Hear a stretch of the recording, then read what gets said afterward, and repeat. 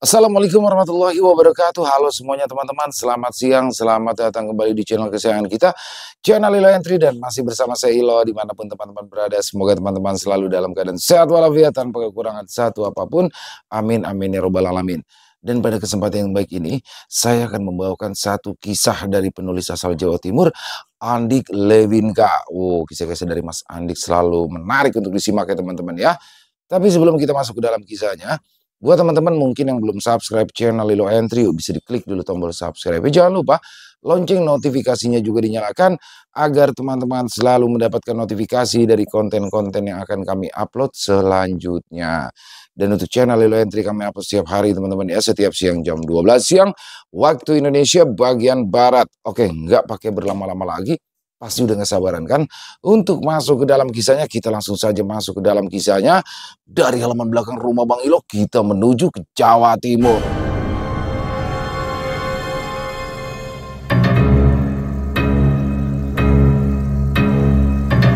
Akhir tragis suami pelaku pesugihan. Utang lagi, utang aja terus. Kamu tahu malu gak sih? Dihina seperti ini tiap bulan. Suara suamiku menggelegar. Aku menduduk, menatap jemariku yang memutih karena terlalu lama direndam air. Jika aku menjawab, percuma saja. Kata-kataku hanya lewat di telinganya, hanya jadi bara yang membuatnya makin menyala. Dari pintu dapur, anakku berdiri. Matanya lebar, tubuh kecilnya gemetar menahan tangis. Aku tersenyum tipis, meski dadaku perih. "Masuk kamar ya nak," bisikku. Dia patuh, tapi sempat menoleh lagi, seolah enggan meninggalkan aku seorang diri menghadapi badai.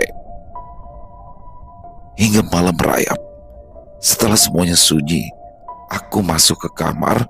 Bau rokok menempel di setiap sudut, menusuk hidung.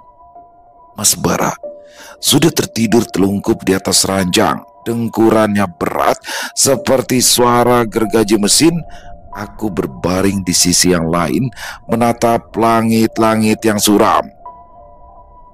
Saat mata hampir terpejam, ku dengar sesuatu. Suara langkah kaki di dapur pelan menyeret, seperti sandal basah di lantai semen. Aku menahan nafas. Mas Bara masih mendengkur. Anak-anak pasti sudah tertidur. Aku bangkit perlahan, berjalan ke arah pintu kamar. Ruangan gelap, hanya ditemani cahaya bulan yang menembus jendela. Langkah itu berhenti, sunyi. Jantungku berbacu lebih cepat. Aku mendekat ke dapur, berjalan sambil tangan meraba dinding. Saat sampai di pintu, kulihat kursi kayu bergeser sendiri pelan, seperti ada seseorang yang baru saja duduk lalu bangkit lagi. Aku hampir menjerit, tapi suara itu lenyap begitu saja, meninggalkan bau anyir yang sedikit samar. Aku berdiri kaku cukup lama, sampai akhirnya melangkah kembali ke kamar. Ku tutup pintu rapat-rapat dan memaksa untuk tidur. Keesokan paginya dimulai dengan suara pintu yang dibanting keras. Mas Bara berangkat kerja tanpa menoleh, meninggalkan sisa kopi dan puntung rokok yang berserakan di meja makan. Aku membereskan sisa-sisa kemarahannya semalam. Kursi terjungkal, gelas pecah, kain taplak meja yang basah terkena tumpahan kopi. Di kamar, anakku masih tidur. Wajahnya damai, seolah di rumah ini tak pernah terjadi peperangan. Aku duduk di sisi ranjang, menyibak rambut anakku yang menempel di kening. Saat bibirku menyentuh dahinya, matanya terbuka sedikit. "Ibu jangan nangis lagi ya," bisiknya setengah sadar. Aku terdiam. Air mata yang kutahan sejak tadi akhirnya jatuh juga. Aku segera menghapusnya, tersenyum seolah semuanya baik-baik saja. "Enggak, ibu enggak nangis," jawabku meski suaraku bergetar. Siang itu, Aku mencoba menghibur diri dengan kesibukan rutin sehari-hari, memasak sayur, menjemur pakaian, dan bercanda dengan anakku. Tapi setiap kali ku dengar suara motor yang berhenti di depan rumah, tubuhku menegang. Mas Bara pulang lebih cepat hari ini. Aku bisa tahu dari cara dia membuka pintu yang kasar dan terburu-buru. Dapat uang hari ini? Atau cuma ngabisin beras lagi di dapur? Suaranya langsung menghunus. Aku meletakkan sendok perlahan, menatap lantai. Aku tadi ditawari kerja paruh waktu di warung Bu Lastri.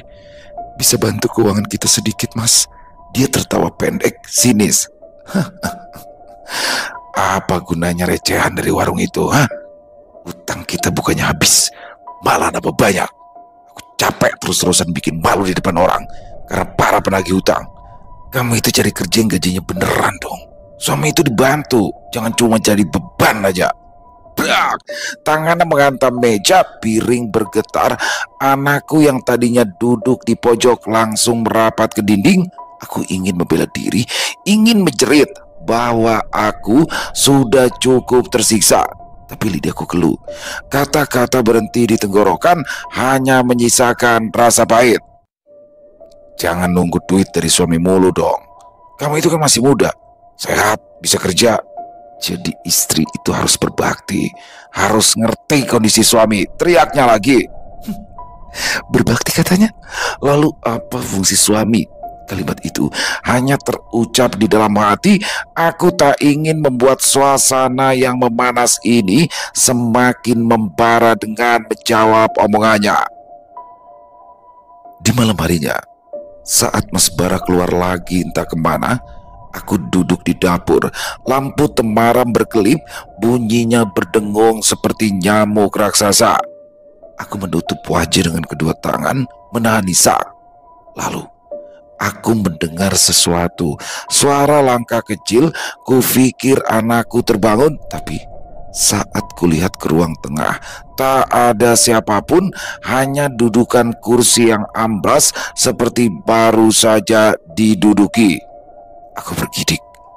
Rumah ini memang menyeramkan karena pencahayaan yang minim, tapi yang paling menakutkan tetap luka-luka yang kusembunyikan dari anakku sendiri. Siang itu, matahari terasa terik, menerangi halaman rumah kami yang penuh rumput kering. Jemuran bergoyang diterpa angin panas, sementara anakku bermain di luar bersama teman-temannya membawa bola plastik yang warnanya sudah pudar. Aku membiarkan mereka bermain. Meski ada rasa cemas yang sulit dijelaskan, lebih baik dia tertawa di luar daripada duduk diam di dalam rumah mendengarkan aku dan Mas Bara bertengkar. Aku duduk di teras, menambal baju Mas Bara yang robek. Jarum menusuk kain dengan gerakan lambat. Setiap kali benangku tarik, aku merasa sedang menjahit sesuatu yang tak akan pernah utuh lagi. Bu, hitung ya, teriak anakku Windy. Aku mendongak, melihat mereka sudah bersiap main petak umpet. Senyumku tipis, lebih karena ingin menjaga semangatnya tetap hidup, bukan karena aku benar-benar gembira. Aku menutup mata dengan telapak tangan, pura-pura menghitung. 1, 2, 3. Suara langkah kecil berlarian. Aku mendengar tawarnya bercampur dengan desir angin. Ketika aku membuka mata, halaman sudah sepi. Hanya suara cicit jangkrik yang terdengar. Aku berjalan pelan mencari mereka di balik semak. Tawa terdengar lagi, tapi berbeda, lirih, dalam, seolah datang dari tenggorokan yang berbeda. Aku terhenti. Nak, kamu di mana? Tanyaku dengan suara setengah bergetar. Di sini, Bu, jawab suara anakku. Aku lega, lalu mendekat ke arah itu. Tapi ketika kulihat di balik semak, hanya ada bayangan yang berlari cepat, terlalu tinggi untuk ukuran anak kecil. Jantungku berdegup kencang. Aku berbalik dan mendapati anak-anak keluar dari balik pohon jambu di sisi lain halaman. Mereka tertawa, wajahnya merah oleh terik matahari. "Bu, tadi hampir ketahuan. Untung ada kakak yang bilang kita sembunyi di sini aja," kata Winda menuju ke arah semak. Aku mendegang. Kakak siapa?" Mereka saling pandang, lalu si sulung menjawab ringan seolah itu adalah hal biasa. "Kakak yang main sama kita, Bu. Dia bilang mau jadi teman." Suasana mendadak dingin. Meski matahari masih membakar, aku menelan ludah mencoba tersenyum. "Sudah, ayo masuk. Jangan main di luar lagi." Tapi di malam harinya, aku mendengar anakku berbisik di kamar. "Kakak, besok aku boleh ikut ke tempatmu ya? Kayaknya seru deh." Aku menahan nafas di balik pintu kamar. Ingin sekali aku masuk dan melarang, tapi kata-katanya membuat bulu kuduku berdiri. Apakah dia sedang berhayal? "Apa kamu gak capek? Diem aja begitu." Suara Mas Bara memecah kesunyian. Aku memalingkan wajah dari langit-langit, menatap punggungnya yang kaku. Udara kamar pengap, bau rokok bercampur keringat. Aku ingin menjawab, tapi kata-kataku selalu berakhir jadi batu di kerongkongan. Lihat aku," katanya lagi. Nada suaranya lebih rendah. Aku menoleh, hanya mendapati matanya yang sayu, merah oleh amarah yang ditahan. Dia mendekat, tangannya kasar menarik lenganku. Sentuhan itu dingin. Aku membiarkan tubuhku ditarik. Meski jiwaku sudah menolak, malam-malam seperti ini tak lagi terasa seperti keintiman, melainkan kewajiban. Aku berbaring, menunggu semuanya usai. "Besok ikut aku," ucapnya. "Kemana, Mas?" Namun dia tak menjawab dan langsung membelakangiku. Saat akhirnya Mas Bara terlelap, aku terjaga seorang diri. Cahaya bulan menembus celah jendela, menggambar bayangan di dinding. Bayangan itu bergerak seolah ada seseorang yang berdiri di sudut kamar menatapku. Aku mengedip dan bayangan itu menghilang. "Apa itu?" gumamku. Keesokan harinya, "Duduklah." Suara itu berat, dalam, membuat bulu kuduku meremang. Lelaki tua di depanku menatap tajam. Matanya seakan menembus kulitku sampai ke tulang. Wajahnya dipenuhi keriput, tapi bukan keriput. Aku merapatkan tubuh, duduk di kursi bambu yang bergoyang. Saat menahan berat badanku, ruangan itu dipenuhi bau dupa yang menyengat. Mas Bara duduk di sebelahku, kakinya goyah, wajahnya kaku menahan gugup, tapi matanya menyimpan sesuatu yang lain, yaitu harapan. Harapan yang bagiku lebih menyeramkan daripada keputusasaan. "Kamu datang membawa niat dan tekad kuat, bukan?" tanya lelaki tua itu lagi. Mas Bara mengangguk. "Ya, saya butuh jalan keluar, Pak. Ki, utang saya." "Sudah, tidak perlu diucapkan. Aku mengerti." Ki Projo, begitu orang-orang memanggilnya, ia mengangkat tangan menghentikan Mas Bara. Suaranya pelan tapi tegas, membuat suasana di ruang kecil itu terasa menegangkan. "Aku tidak perlu dengar alasan. Yang kubutuhkan hanya tekadmu. Apa kamu berani membayar harga dari semua ini?" Aku menoleh cepat pada Mas Bara memperingatkan. "Mas, jangan Mas. Kita bisa cari jalan lain. Aku bisa kerja. Aku bisa bantu. Jangan." Suaraku gemetar. "Diam." Kali ini Mas Bara yang memotong, tatapannya menusuk lebih tajam dari pisau. "Kamu itu tahu apa? Kamu cuma tahu masak sama nyuci. Kamu pikir gajimu itu bisa ngelunasin utang kita, Aku tercekat. Kata-katanya menusuk, meninggalkan luka yang tak terlihat. Ki Projo terkekeh, suaranya membuat merinding. "Pasangan suami istri memang selalu begitu. Yang satu ragu dan yang lain yakin. Tapi yang bertahan bukan yang takut, melainkan yang berani melangkah. Dia bangkit perlahan, baju serupa jubah berwarna hitamnya menyeret di lantai. Dia meraih sebuah kendi tanah liat dari sudut ruangan. Ketika tutupnya dibuka, hawa dingin keluar dari dalam kendi, tercium bau tanah. Ambil ini. Dia menyerahkan kendi itu pada Mas Bara. Mas Bara menerimanya dengan tangan bergetar. Aku bisa lihat matanya berbinar, seolah kendi itu bukan tanah liat tapi emas murni. Di dalamnya ada jalan keluar, tapi setiap jalan punya tantangan. Kalau kamu kuat, bayangan itu akan mengikutimu sebagai pelayan. Kalau kamu lemah, kamu akan menjadi bayangan itu sendiri. Aku meraih tangan Mas Bara, memaksa kendi itu jatuh. Jangan Mas, jangan kamu ambil barang kotor ini. Mas Bara menepis tanganku kasar. Kendi itu tetap erat di genggamannya. Matanya berubah asing. Mata yang dulu pernah penuh cinta kini jauh berbeda. Ki Projo tersenyum lalu menatapku. Kamu tidak percaya pada dunia ini. Itu baik. Tapi ingat, keraguanmu tidak akan menyelamatkanmu, justru mencelakaimu. Tubuhku kaku, darahku serasa berhenti. Aku menelan ludah, merasakan tenggorokanku kering. Mas Bara berdiri, merapatkan kendi itu ke dadanya. Saya akan lakukan apapun, Ki. Aku ingin menjerit, ingin menariknya pergi, tapi suaraku terkubur di dada. Aku hanya bisa menatapnya. Kenapa? Dia harus menyeret anak dan istrinya ke jurang. Ini pilihan Mas Bara sendiri. Mungkinkah aku akan ikut tenggelam bersamanya? Di lain hari, uang dari mana ini, Mas? Aku meletakkan amplop coklat di meja. Suaraku bergetar. Amplop itu berat, tebal, berisi lembaran-lembaran yang tak mungkin didapat Mas Bara dengan kerja serabutan biasa. Mas Bara yang sedang melepas sepatunya hanya melirik sebentar. Bukan urusanmu.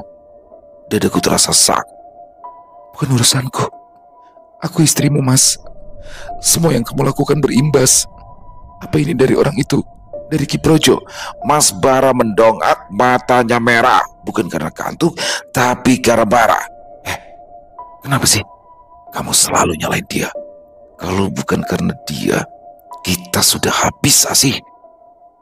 Mau lihat barang-barang di rumah kita ini disita, ha? Aku mendekat, menahan air mata. Aku lebih rela kehilangan rumah daripada kehilangan kamu, Mas. Apa kamu gak sadar? Ada yang salah dengan uang ini, Mas. Ada bau. Bau? Bau apa? Ha? Kamu pikir uang ini terkutuk? Ha? Uang ini nyata sih. Bisa beli beras, bisa bayar hutang, bisa beli gas, bisa menarik kita ke neraka. Potongku. Suaraku meninggi terlepas dari kendali. Mas Bara terdiam sejenak, lalu bangkit. Tubuhnya menjulang di depanku. Wajahnya begitu dekat hingga aku bisa merasakan nafasnya yang panas bercampur bau rokok. Kalau memang neraka itu adalah pintu keluar dari semua masalah ini, aku rela masuk, Asih. Hatiku hancur. Aku menatap wajahnya, wajah yang dulu teduh dan penuh tawa, kini seolah penuh keputusasaan. Aku mundur selangkah, tanganku gemetar menyentuh amplop itu. Aku takut, Mas. Malam tadi aku dengar suara aneh di halaman. Kayak ada bisikan orang banyak, tapi gak ada siapa-siapa. Dan coba lihat, nasi yang baru kubuat tadi pagi basi, padahal baru dimasak. Kamu itu terlalu banyak dengerin gosip orang kampung.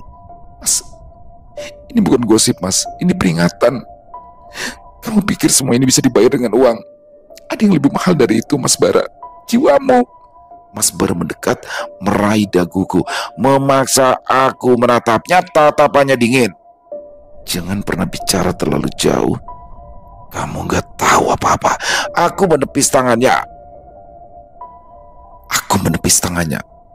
Kalau kamu tetap jalan di jalur ini, kamu bukan lagi suamiku. Sejenak wajahnya berubah. Ada keraguan, Tapi hanya sekejap, lalu keras lagi ia meraih amplop itu, menjejalkannya ke dalam laci meja. Sudah tidur?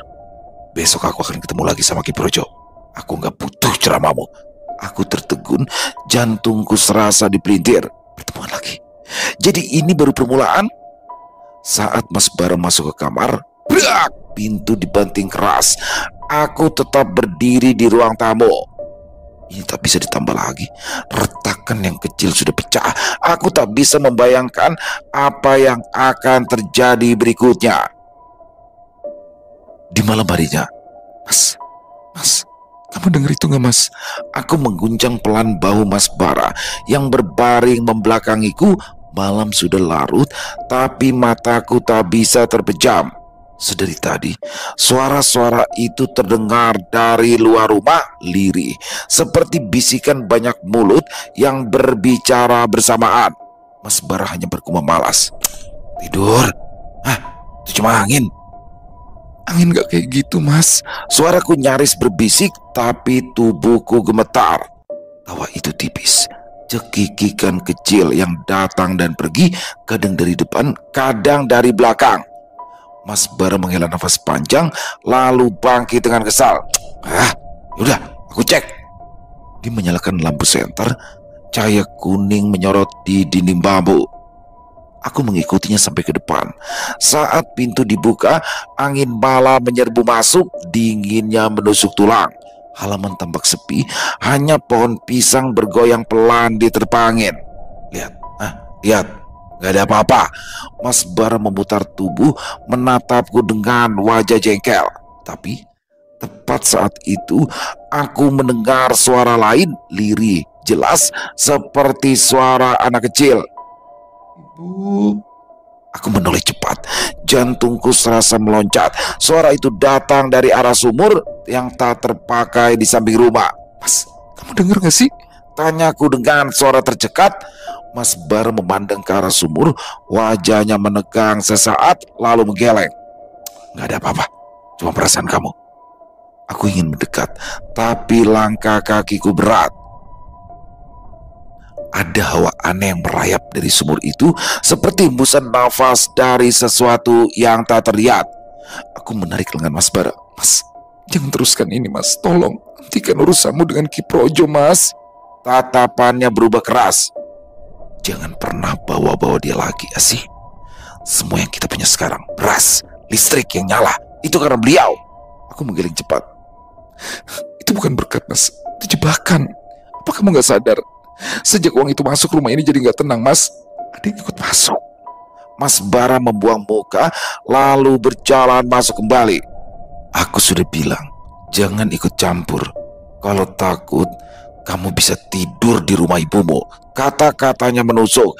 Aku berdiri terpaku di ambang pintu, menatap punggung yang menjauh. Saat aku hendak menutup pintu, mataku tak sengaja tertuju lagi ke arah sumur. Ada sesuatu di sana. Bayangan kecil, seperti anak kecil yang duduk di bibir sumur, rambutnya panjang menutupi wajah. Aku mematung, nafasku tercekat. Ketika aku berkedip, bayangan itu lenyap. Hanya tinggal sumur dengan pinggiran yang berlumut. Tapi aku tahu, aku tidak salah lihat. Mas, bangun, Mas. Aku menggunjang tubuh Mas Bara dengan panik. Keringat dingin membanjiri wajahku. Malam itu, udara di kamar terasa berbeda. Lebih dingin, lebih lembab, dan juga pengap. Mas Bara membuka mata setengah. Apalagi? Kamu kok teriak banget sih? Aku mau tidur. Dia masuk kamar, Mas. Bisikku sambil menatap sudut ruangan. Mas Bara menengos, lalu bangkit. Tapi ketika matanya mengikuti arah pandangku, tubuhnya mendadak kaku. Di sana, di pojok ruangan, berdiri sosok hitam. Tingginya hampir menyentuh atap. Tubuhnya kurus kering. Wajahnya tak jelas, hanya bayangan pekat. Tapi matanya, 2 titik merah menyala, menatap kami tanpa berkedip. Aku menggenggam tangan Mas Bara erat-erat. Siapa kamu? Ujar Mas Bara, suaranya serak mencoba tegar. Sosok itu tak menjawab. Ia hanya bergerak pelan mendekat. Setiap langkahnya bergemeretak. Aku berteriak tertahan sambil memeluk Mas Bara. Mas, lakukan sesuatu Mas. Mas Bara meraih kendi tanah liat dari bawah dipan, kendi yang dibawa pulang dari Ki Projo. Dengan tergesa ia mengangkatnya, menodongkan pada bayangan itu seolah kendi itu senjata. Tapi aneh, sosok hitam itu berhenti. Matanya yang merah melotot lebih lebar, lalu perlahan lenyap begitu saja seperti asap ditiup angin. Ruangan kembali sunyi. Hanya nafas kami berdua yang terdengar terengah-engah. Aku memelototi kendi itu.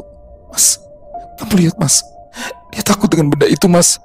Mas Bara menurunkan kendi, wajahnya pucat tapi bibirnya melengkung tersenyum. Kan aku bilang apa sih? Ki Projo itu memberikan kita perlindungan.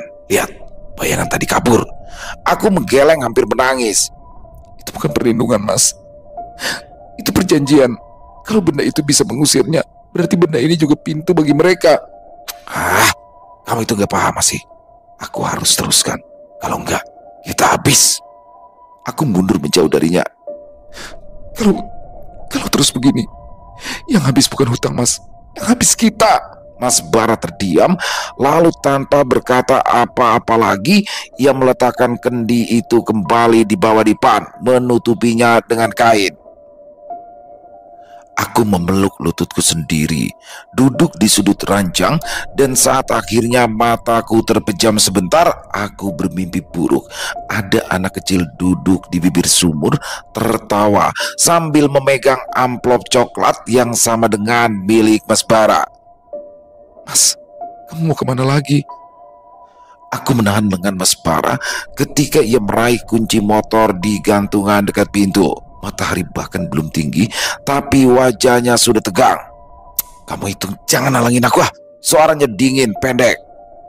Kamu mau ketemu Ki Projo lagi kan? Tanyaku meski aku tahu jawabannya. Mas Bara menoleh, tatapannya tajam. Aku gak bisa berhenti sekarang. Kamu lihat sendiri coba. Uang itu segala-galanya. Aku harus setia. Kalau enggak... Setia? Mas, dia bukan orang biasa Mas. Dia bukan penolong. Dia jahat. Kamu pikir apa yang kamu terima itu gratis? Semua ada bayarannya Mas. Mas Bara menarik lengannya keras. Kalau bukan dia, siapa lagi yang menolong kita? Kamu? Apaan kamu? Kata-katanya bagai cambuk. Dadaku terasa panas tapi menahan air mata. Mas, aku rela kerja apapun, tapi jangan begini terus. Aku takut. Mas Bara terdiam, tatapannya meredup seolah ada pertarungan dalam dirinya. Aku lebih takut hidup miskin. Tanpa menunggu jawabanku, ia membuka pintu dan melangkah keluar. Sore harinya, aku menunggu di rumah dengan hati berdebar. Hujan turun deras, suara gemericiknya bercampur gelegar petir. Ketika pintu terbuka, Mas Bara masuk dengan keadaan basah kuyup, memeluk sebuah bungkusan hitam, wajahnya pucat. Apa itu Mas? Banyak tanya kamu. Dia melangkah cepat ke arah kamar, menyembunyikan bungkusan itu di bawah dipan. Aku mengikuti, meski hatiku takut. Mas, apa lagi yang kamu bawa pulang? Apa kamu gak takut? Rumah ini makin dipenuhi hal-hal yang aneh Mas. Dia menoleh tajam. Kamu itu bisa gak sih diem? Gak usah ikut campur. Semua yang kulakukan untuk kita. Untuk kita? Coba lihat Mas. Lihat rumah ini. Apa yang tersisa Mas? Kita bahkan gak pernah bicara lagi kecuali bertengkar. Yang kamu bawa pulang itu bukan keselamatan Mas, tapi kutukan. Mas Bara menutup wajahnya dengan kedua tangan. Aku gak bisa berhenti sih. Setiap kali aku ingin lepas, suara itu memanggil. Dia bilang, kalau aku berhenti, semua uang kita hilang. Dan aku gak mau itu. Aku meraih tangannya. Mas, lebih baik kita kehilangan semua itu daripada kehilangan dirimu Mas. Sesaat, aku melihat Mas Bara yang dulu, tatapan mata yang lembut dan penuh cinta. Tapi sekejap kemudian, tatapan itu sirna, tertutup bayangan yang dingin. Dia melepaskan tanganku, lalu berbaring membelakangiku. Tidur, besok aku harus pergi. Aku terdiam, hanya bisa menatap dirinya yang jauh di hati meski jaraknya dekat. Aku terdiam, tubuhku gemetar. Malam itu, kami tidur saling membelakangi. Suara hujan menetes dari atap menambah dingin yang menusuk tulang. Keesokan harinya, aku mencoba menghibur diri dengan pekerjaan, menanak nasi, mencuci pakaian, menyapu lantai. Tapi sejak pagi, dari sudut rumah, suara itu seakan tak pernah berhenti berbisik. Dari sudut yang berbeda-beda, suaranya kadang lirih, kadang keras, seakan berasal dari puluhan mulut yang berterbangan di luar. Aku menutup telinga, air mataku jatuh tanpa bisa kutahan. "Mas, tolong hentikan semua ini, Mas," bisikku ketika Mas Bara pulang menjelang sore. Dia meletakkan amplop di atas meja. Wajahnya lelah, tapi matanya tetap keras. Gak bisa. Aku sudah terlanjur jauh, Asih. Aku menatapnya getir. "Kalau gitu, kamu bukan lagi Mas Bara yang ku kenal. Kamu hanya bayangan dari lelaki yang pernah jadi suamiku." Mas Bara diam, rahangnya mengeras. Ia masuk ke kamar tanpa menoleh lagi. Ketukan itu datang lagi saat tengah malam. Pelan berirama. Aku tak yakin itu adalah tangan manusia, melainkan sesuatu yang tak kasat mata yang sedang menunggu pintu dibuka. Aku terlonjak, jantungku berdetak liar. Mas Bara masih terlelap, dengkurannya kencang, tak terganggu sedikit pun. Mas ada yang ngetuk-ngetuk pintu." Aku mengguncang baunya. Mas Bara hanya mengerang setengah sadar, dan ketukan itu terdengar lagi, kali ini lebih keras. Tok tok tok. Dengan langkah gemetar, aku mendekati pintu. "Siapa?" Suaraku lirih, hampir tak terdengar. Tidak ada jawaban, hanya sunyi. Lalu ketukan sekali lagi, tepat di dekat kupingku, seakan jari itu menempel pada daun pintu tempat aku berdiri. Aku mundur, tubuhku gemetar. Saat itulah suara lirih terdengar, suara anak kecil serak dari balik pintu. "Ibu, bukain pintu, Bu." Deruku membeku. Ya, itu suara yang sama dengan suara malam di sumur tua. "Ibu, tolong buka, di luar dingin. Windy mau masuk." Aku menutup mulutku agar tak menjerit, tapi pintu itu berderit pelan, seakan seseorang dari luar mendorong. Padahal aku tahu palang kayu sudah kukaitkan dari dalam. Asih.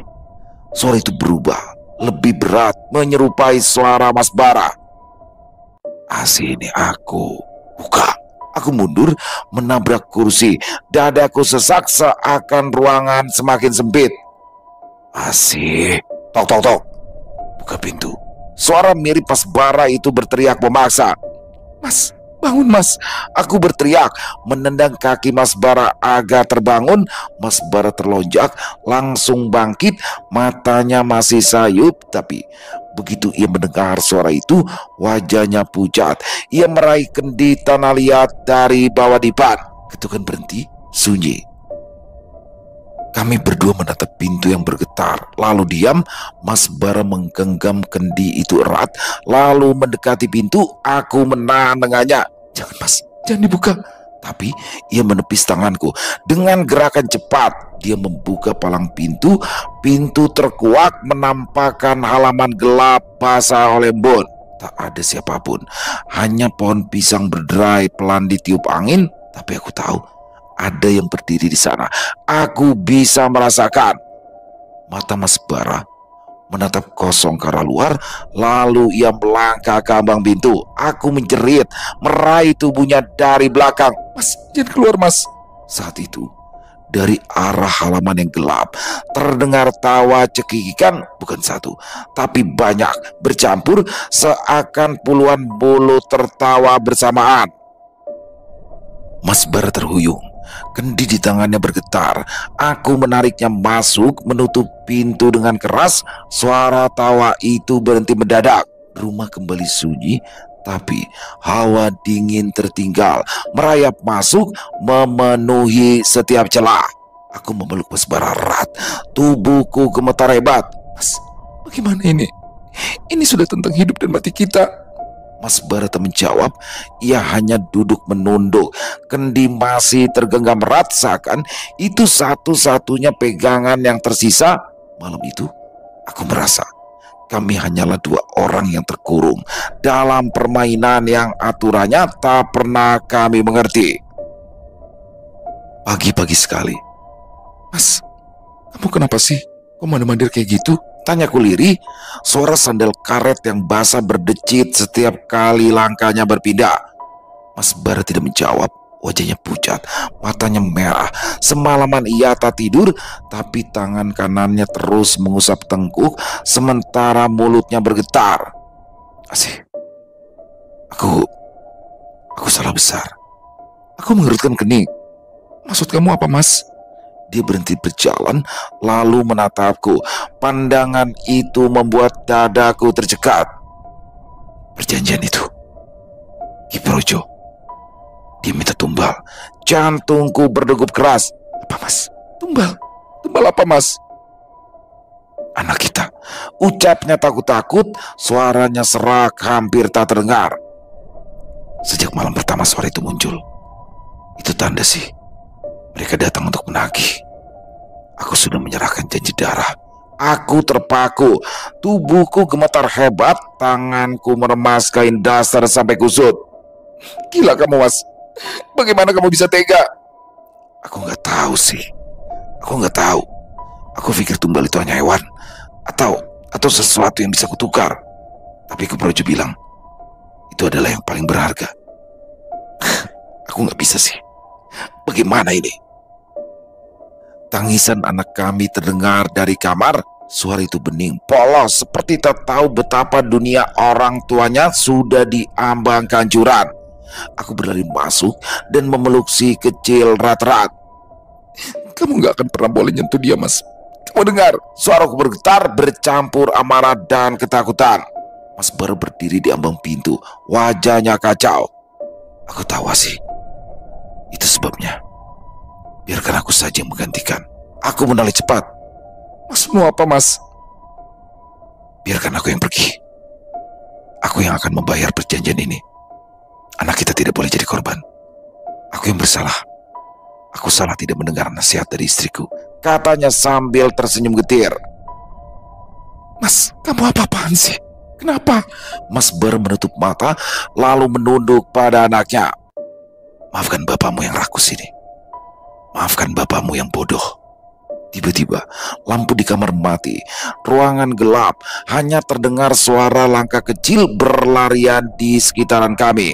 Dari kegelapan, samar-samar bayangan hitam itu muncul, merayap di dinding, lalu melompat ke tubuh Mas Bara.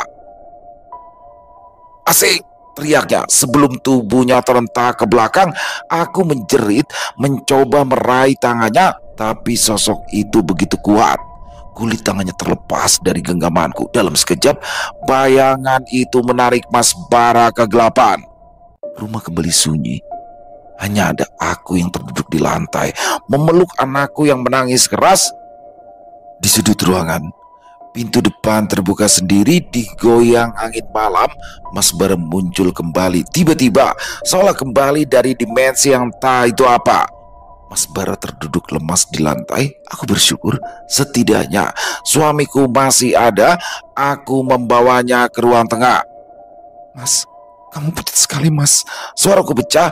Mas Bara duduk di kursi rotan ruang tengah, nafasnya pendek-pendek, keringat membanjiri pelipisnya. "Asih, mereka memintanya sekarang. Janji itu." Aku melangkah mendekat, tapi langkahku terhenti ketika ku dengar bunyi aneh dari kerongkongannya. Bukan batu, bukan muntah, tapi seperti suara serangga yang berdesis, seperti sesuatu yang bergerak di dalam tubuhnya. "Mas, kamu kenapa, Mas?" Mas Bara mendongak, mulutnya terbuka, dan dari sana meluncur seekor lipan hitam menjuntai dari lidahnya sebelum jatuh ke lantai. Aku terpekik, mundur terburu-buru sambil menutup mulut anakku yang menangis dalam pelukan. Belum sempat aku bernafas, Tubuh Mas Bara tersentak lagi. Kali ini dari tenggorokannya keluar cairan kental berlendir hitam, disusul puluhan lintah bergelimpangan menggeliat di lantai, menempel di kakinya, menghisap darah yang merembes dari kulitnya. Ya Allah! Mas Bara meraih dadanya, berusaha bicara, tapi justru terbatu keras. Mataku terbelalak. Tubuh Mas Bara seperti wadah yang dirongrong dari dalam. Setiap kali ia membuka mulut, makhluk-makhluk menjijikan itu keluar, memenuhi rumah dengan suara decit, desis, dan bau amis menusuk. Asih, jaga anak kita. Jangan biarkan mereka. Suara Mas Bara serak patah-patah, tubuhnya terguncang hebat, dadanya membusung lalu kempis, seakan organ-organ di dalamnya direbas. Dari hidung dan telinganya keluar darah dan lintah, melata ke lantai, kulit wajahnya memucat sebelum akhirnya kepala itu terkulai di kursi, mulutnya masih terbuka, menyisakan sisa lipan yang merayap keluar pelan. Mas, jangan pergi mas. Tidak, aku menjerit. Pelukanku pada anakku semakin kuat. Suara tangisan anakku bercampur dengan bunyi berisik makhluk-makhluk yang berhamburan di lantai. Angin mendadak masuk dari jendela yang terbuka, membuat tirai berkibar. Makhluk-makhluk itu perlahan menghilang, seolah ditelan kegelapan. Yang tersisa hanyalah tubuh Mas Bara yang dingin, kaku, dengan wajah membiru dan bau anyir bercampur busuk memenuhi ruang. Aku berdiri gemetar, memandang lelaki yang selama ini kucintai sekaligus ku benci, kini mati dengan cara paling mengerikan. Perjanjian darah itu telah merenggutnya, tapi kini itu tidak akan pernah menyentuh anakku. Aku menutup mata Mas Bara dengan tangan yang masih bergetar sambil terisak. Innalillahi wa inna ilaihi rajiun. Istirahatlah dengan tenang mas, bisikku pelan saat melihat tubuhnya kaku, mulutnya masih terbuka, wajahnya membiru dengan sisa lendir hitam yang sudah mengering di pipi. Aku tahu tak mungkin aku ceritakan pada siapapun bagaimana sebenarnya ia mati. Aku bergegas mengetuk pintu rumah tetangga dan memberitahukan kabar itu. Mas Bara meninggal. Suaraku serak, air mataku mengalir tanpa diminta. Itu bukan kebohongan sepenuhnya. Ya, dia memang mati mendadak. Hanya saja alasan sebenarnya tak akan pernah aku ceritakan. Desa pun segera ramai. Aku berdiri di samping keranda, anakku dalam gendongan, menangis tanpa tahu arti kehilangan. Yang tabayan dok, bisik seorang ibu tetangga sambil menepuk bauku. Aku hanya mengangguk, menunduk dalam-dalam. Tak ada kata-kata yang bisa keluar, hanya isak yang kutahan agar tak berubah menjadi jeritan. Di pemakaman, tanah digali, liang lahat menganga, suara doa bergema bercampur dengan desau angin siang. Saat tubuh Mas Bara diturunkan, aku merasa dadaku diremas. Aku kehilangan suami yang kucintai karena sesuatu yang salah, benar-benar salah. Segenggam bunga ku taburkan, tanganku gemetar. Selamat jalan mas, kataku dalam hati. Malam itu, aku segera mengemasi pakaian. Rumah sudah seperti bangkai yang ditinggalkan jiwanya. Setelah semua orang tertidur, aku melangkah pergi. Jalan desa sunyi, hanya suara kicau burung hantu dari jauh. Yang kupeluk erat kini hanya anakku. Satu-satunya alasan aku masih bisa bertahan. Selesai. Wow, luar biasa kisah dari Mas Andiku. Mas Bara. Anda itu aduh nyerah ya. Istrinya udah ngeselin banget lagi dari awal Mas Baranya. Masa suami maksa-maksa istri untuk kerja, gimana sih? Dan udah gitu putus asa, banyak utang, ekonomi sulit, akhirnya pergi ke dukun, ngajak istrinya lagi dengan PD-nya. Udah nggak, dia juga ngapain gitu ngajak istrinya kalau emang dia nggak perlu persetujuan ya kan? Kan tujuan yang ngajak istri sebenarnya untuk pertimbangan ya, untuk minta persetujuan. Tapi kalau di sini istrinya udah nolak, ketika diajak nolak, Ya kenapa juga dia masih ngajak, diem-diem aja harusnya. Dan pada akhirnya Mas Bara mendapatkan apa yang dia cari. Emang dia dapetin uang, dia dapetin segalanya, tapi setelah itu dianya juga menghilang. Di sini bagaimana akhirnya Asih tinggal berdua sama anaknya setelah suami tercintanya, ayah dari anaknya, meninggal dunia dengan cara yang sangat tragis. Luar biasa kisahnya ya Mas Andik. Semoga kita bisa mengambil hikmah baik dari kisah barusan dan dibuang saja yang buruk-buruknya.